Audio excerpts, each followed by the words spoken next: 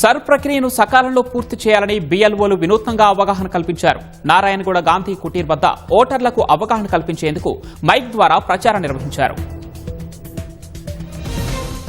Professor Jayashankar వ్యవసాయ విశ్వవిద్యాలయంలో agricultural శాస్త్రవేత్తల బృందం ఆందోళన బాట పట్టింది.